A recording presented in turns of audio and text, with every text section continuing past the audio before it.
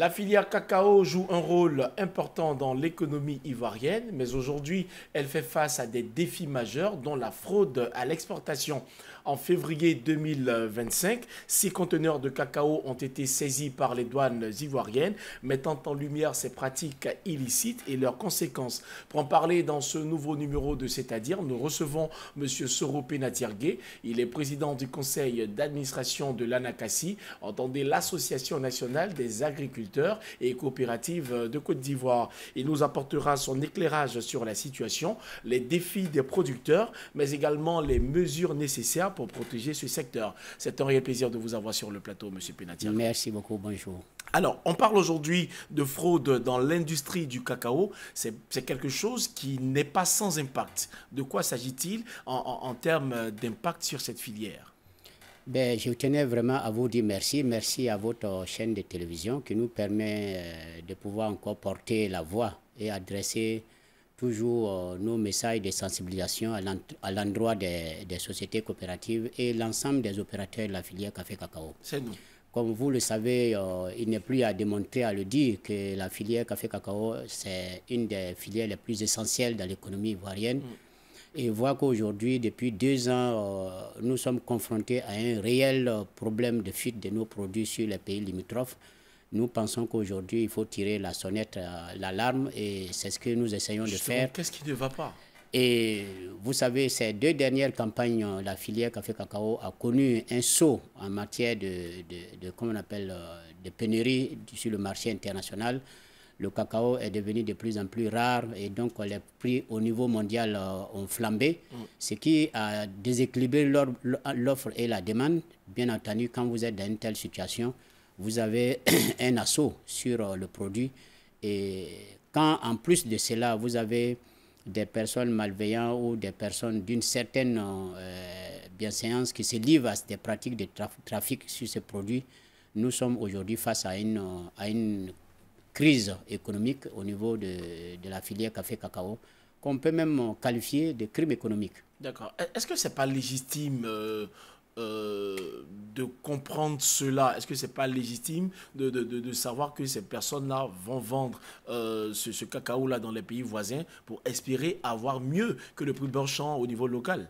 Oui, mais c'est effectivement ça, puisque en tant qu'organisation de producteurs, nous essayons de remonter les informations au niveau de l'administration en attirant les attentions qui réellement, ce qui maintient un producteur dans la production, c'est le prix. Et quand on est en face à des pays limitrophes ou voisins qui ne font pas la pratique du cacao comme nous, qui se livrent à des spéculations à des prix plus élevés, qui voient même le double de nos prix, bien entendu, vous avez des opérateurs qui sont uniquement à la recherche du profit, peuvent se livrer à ces pratiques et c'est à cela que nous assistons ces 2 dernières années. Alors, en février 2025, il y a eu, la douane a donc saisi plusieurs tonnes de cacao frauduleux, hein, vous le savez. Est-ce que ça, c'est un cas isolé ou c'est vraiment quelque chose qui a répandu sur l'ensemble du territoire national? Je pense que ce n'est pas un cas isolé, c'est les pratiques du trafic dans l'Ouest, c'est pratique depuis bon moment et nous avons aussi attiré l'attention des autorités sur ces faits. En tant qu'organisation de paysans, nous avons par moment mené nos propres actions avec nos propres moyens. Des unités spéciales ont été mises en place pour pouvoir lutter contre ces fléaux. Mais vous voyez, quand à un certain niveau, l'administration ou nos forces de l'ordre sont impliquées dans une opération, c'est difficile de faire le contrôle. Et je pense que c'est avec la mise en place de l'unité qui a fait la saisie dans le mois de février que vous avez constaté. Et vous avez aussi constaté que l'ensemble des fonctionnaires qui sont impliqués dans cette opération ont été relevés de leurs fonctions.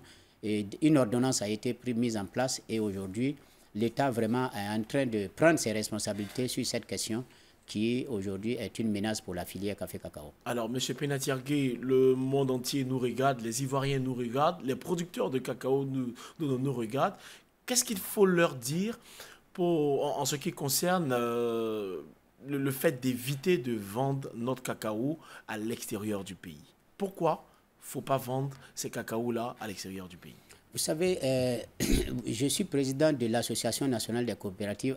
En premier plan, on a l'impression que ce sont les producteurs et les coopératives qui sont les bénéficiaires de cette opération, mais la réalité est tout autre chose parce que vous imaginez, ces prix d'achat ne sont pas différents des prix que comme on appelle, l'État propose à nos producteurs, mais ce sont des intermédiaires qui s'émissent entre le producteur et la société coopérative pour faire cette pratique.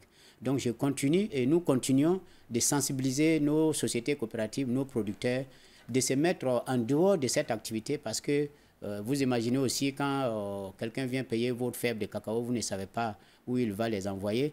Et donc c'est de demander aux producteurs qui sont sur les abords des frontières de nous remonter les informations. Nous recevons régulièrement des vidéos de nos différents délégués, mais c'est une fois encore l'occasion de dire aux sociétés coopératives, aux producteurs, de se démêler de cette pratique qui n'est pas une pratique citoyenne.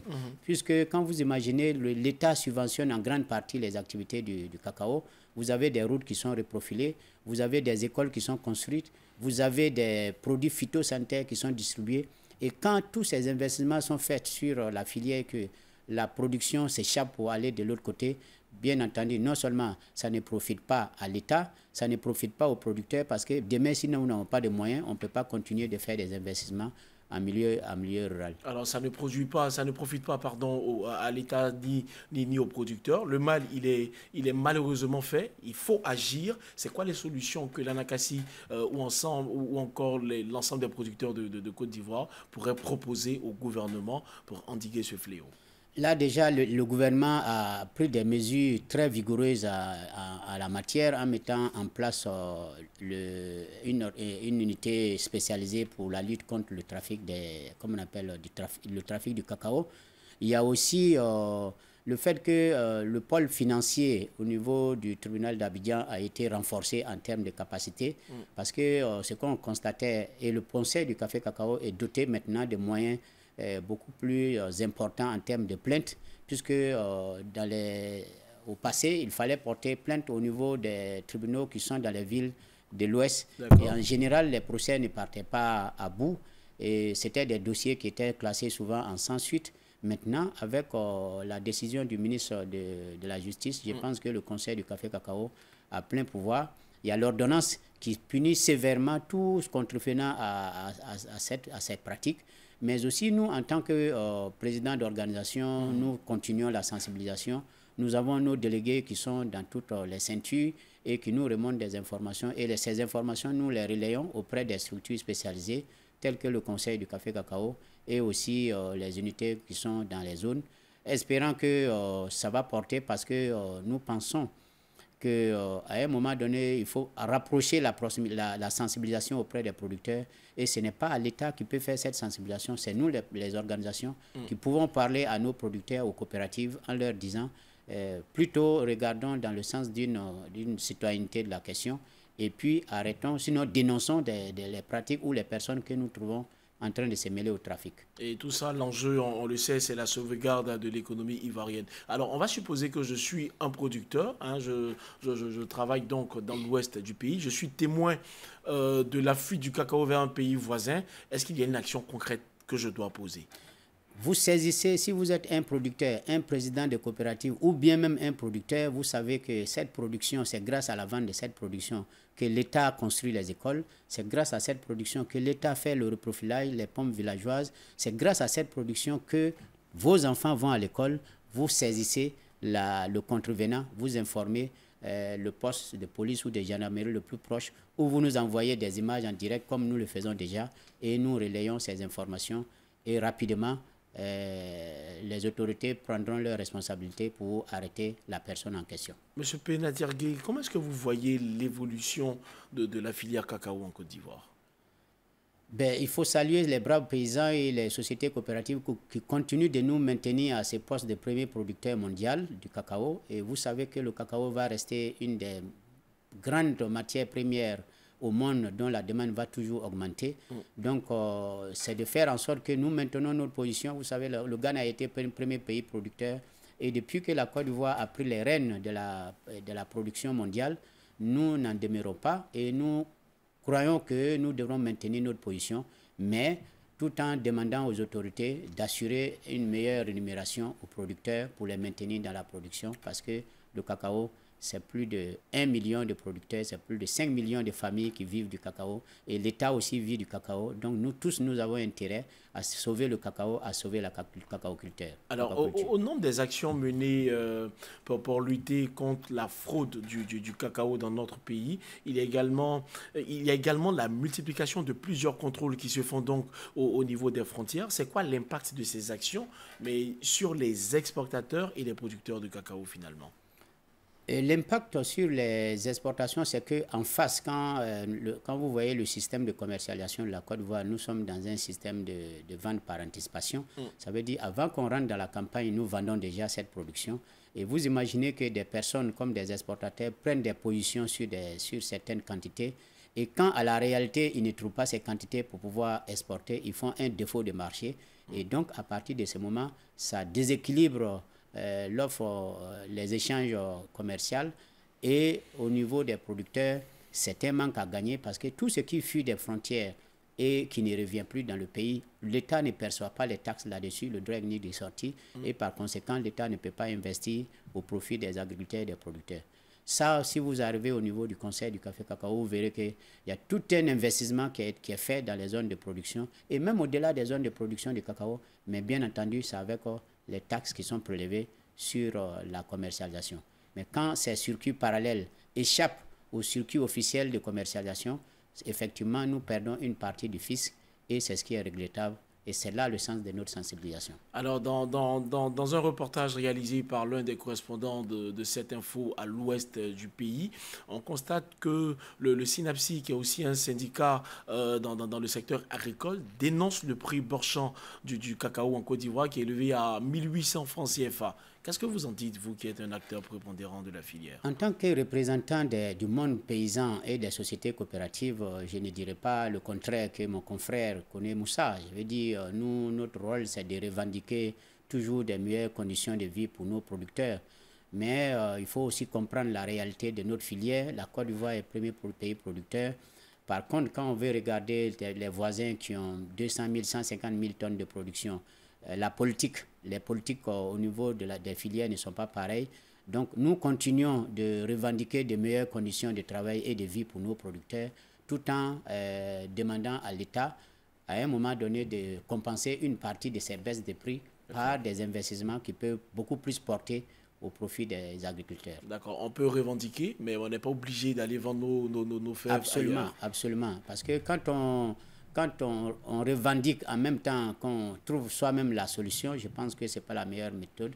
Nous, on revendique toujours vis-à-vis de l'État pour leur demander soigner les conditions des producteurs. Plus le producteur il est satisfait, plus il reste dans la cacaoculture, plus on ira avec une filière beaucoup plus durable. Alors, il nous reste 30 secondes avant de mettre un terme à cette émission. Je vais vous accorder 15 secondes pour vous adresser aux autorités, aux producteurs, enfin le monde paysan. En tout cas, commencez par vous-même, vous dire merci parce que vous permettez à notre voix de porter et adresser un message non seulement à nos confrères, les sociétés coopératives qui sont les outils de commercialisation de cette grande production, surtout les opérateurs économiques de la zone de l'Ouest qui est beaucoup incriminé par cette situation du trafic du cacao. Je vous demande d'arrêter le trafic parce que non seulement ça vous dessert et ça dessert à la Côte d'Ivoire. Effectivement, si nous continuons de négocier avec l'État par rapport à vos conditions de travail et de vie, le cacao, ce n'est pas seulement le prix qu'on vous sert, mais c'est aussi regarder tous les investissements qui sont autour de l'activité du cacao, qui vous permettent de travailler dans les meilleures conditions. Je vais parler des pistes de dessert, je vais parler de tout ce qui est forage, école. Ça vient du prix du cacao. On vient encore de servir aux producteurs tous ceux qui ont les 4 planteurs de café cacao seront couverts par l'assurance mutuelle universelle. Tout ça, ça rentre en compte dans le prix du cacao et pour ça, nous n'avons pas sacrifié notre économie au profit du voisinage. Merci, je vous remercie. Merci Soro Penatiargué. Je rappelle que vous êtes président du conseil d'administration de l'ANACASI, qui n'est rien d'autre que l'Association nationale des agriculteurs et coopératives de Côte d'Ivoire. Avec vous, nous avons bel et bien parlé du trafic du cacao en Côte d'Ivoire. Et nous, on a pris beaucoup de plaisir, mesdames et messieurs, à vous présenter cette émission qui s'achève ici et maintenant. Merci de l'avoir suivi. Merci. Restez sur cette info. Les programmes se poursuivent.